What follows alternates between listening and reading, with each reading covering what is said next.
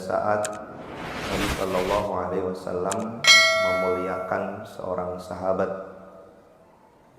yang saat awal-awal Islam mendapatkan perlakuan yang tidak manusiawi, karena saat beliau secara terang-terangan menunjukkan keislamannya di depan kafir Quraisy, beliau sebagai seorang budak maka mendapatkan penyiksaan yang setiap hari beliau rasakan, tidak hanya sendiri tapi beserta sahabat yang lainnya. Akan tapi jamaah sekalian rahmati Allah, suatu ketika beliau, sahabat ini, dipanggil oleh Rasulullah sallallahu alaihi wasallam, di mana dari Buraidah beliau berkata, Nabi sallallahu alaihi wasallam pernah memanggil sahabat Bilal bin Rabah, seorang yang pernah dibeli mahal oleh sahabat Abdullah ibni Abi Quhafah dengan bayaran yang tidak tanggung-tanggung, dijual oleh majikannya dengan 1 uqiyah, tapi dibayar oleh sahabat Abdullah, yakni sahabat Abu Bakar As-Siddiq, dengan 100 uqiyah senilai sekian ratus miliar kalau dikuruskan dengan emas seharga 500.000. Saat itu Nabi Shallallahu Alaihi Wasallam berkata, ya Bilal, bima sabaqtani ilal jannah. Wahai Bilal, apa yang kau lakukan sehingga engkau mendahuluiku masuk surga? Inni dakhaltul jannatal barihah. Aku semalam masuk surga. Fasami'tu khashhastaka amami. Aku mendengar gesekan atau bunyi terompahmu berada di depanku. Hadis ini cukup kita kenal, dan ini menjadi satu motivasi tersendiri. Nabi SAW mengatakan, aku masuk surga tadi malam. Yang artinya bagaimana Nabi SAW masuk surga padahal yaumul hisab, yaumul jaza belum. Di riwayat yang lain, ini arafil manam, aku mengetahui di dalam mimpiku bahwa suara terompahmu atau bahwa terompahmu itu sudah berposisi di surga. Apa yang telah kau lakukan wahai Bilal?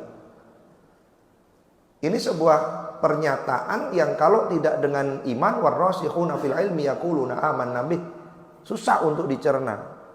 Bagaimana belum yaumul hisab sudah masuk surga? Bagaimana Nabi SAW mimpi itu apakah menjadi sebuah ketetapan hukum? Padahal hanya mimpi. Kalau diukur mimpi, kenapa Isra dan Mi'raj tidak juga disebut mimpi? Nah, jemaah sekalian, tidak kita bahas tentang peristiwanya, tapi yang kita ambil pelajaran adalah faqala Bilal. Maka sahabat Bilal mengatakan, ya Rasulullah, wahai Rasulullah, ma'adzantu qattu illa sholaitu rak'atain. Kalau setiap kali saya mengumandangkan adzan, setelah adzan saya pasti lakukan sholat 2 rakaat. Setiap kali selesai sholat, setiap kali selesai adzan, saya pasti lakukan ini setelah adzan, yakni sholat 2 rakaat.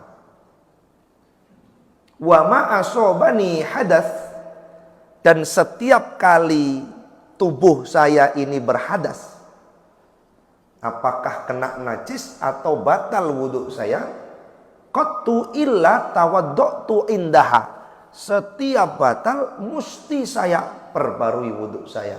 Setiap batal wudhu, di riwayat yang lain, setiap batal wudhu sholat, batal wudhu sholat.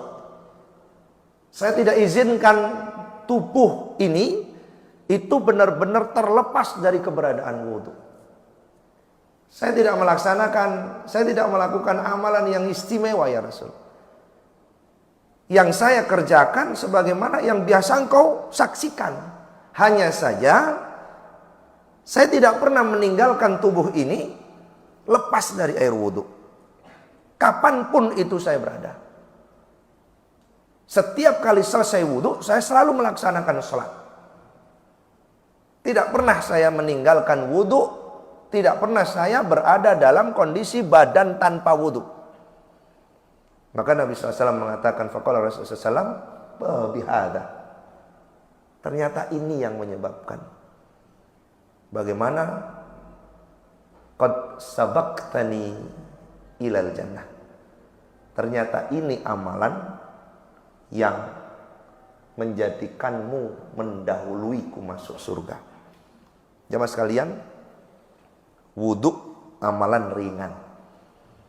Tidak perlu energi besar.